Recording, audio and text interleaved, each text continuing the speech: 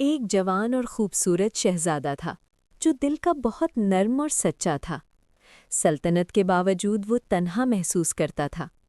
आज शाम वो अकेला समंदर के किनारे चल रहा था।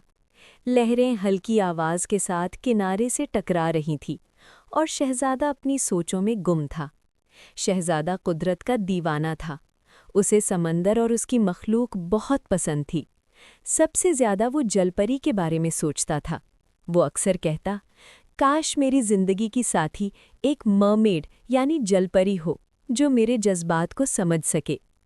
आज भी वो इसी ख्वाब में खोया हुआ था। अचानक समंदर के शोर में एक अजीब सी आवाज़ गूंज उठी। ये आवाज़ दर्द और मदद की पुकार थी। शहजादा घबराकर आवाज़ की तरफ भागा। वहाँ पत्थरों के पास एक जख्मी जलपरी थी जो रो रही थी और दर्द में थी। शहजादा धीरे से आगे बढ़ा। उसने जलपरी को तसल्ली दी और उसके जख्मों का ख्याल रखा। जलपरी की आंखों में डर के साथ साथ भरोसा भी नजर आया। यहीं से दोनों के दरमियान खामोश सी दोस्ती शुरू हुई। रोज समंदर के किनारे दोनों मिलते, कभी बातचीत कभी खामोशी। धीरे धीरे ये दोस्ती मोहब्बत में बदल गई। ये मोहब्बत लालच से पाक नहीं बल्कि सच्चाई, रहम और कुदरत से जुड़ी हुई थी। लेकिन लालच कभी चैन से नहीं बैठता। वो ही लालची आदमी दोबारा वापस आ गया। उसने जख्मी जलपरी को पकड़ लिया। उसके जहन में सिर्फ सोना और मोती थे। जलपरी की ब्लू और सिल्वर लिबास से ढकी हुई शक्ल भी उसे रहम दिलाने में नाकाम रही। शहजादा ये देखकर आगे बढ़ा। उसकी आंखों में गुस्सा नहीं, इंसाफ था। समंदर के किनारे दोनों के दरमियान सख्त मुकाबला हुआ।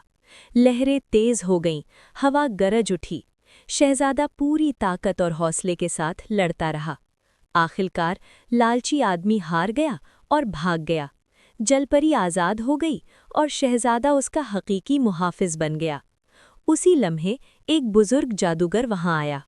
उसने दुआ की और रहमत की रोशनी फैल गई। उसकी दुआ से जलपरी इंसानी शक्ल इख्तियार कर गई। अब वो एक बहुत खूबसूरत शहजादी थी। समंदर और ज़मीन दोनों ने इस मोहब्बत को कबूल किया। समंदर के किनारे उनकी शादी हुई, लहरों ने दुआ दी और हवा ने खुशी का गीत गाया। शहजादा और शहजादी हमेशा के लिए एक खुशहाल जोड़ा बन गए और ये कहानी मोहब्बत, इंसाफ और सच्चाई की मिसाल बन गई।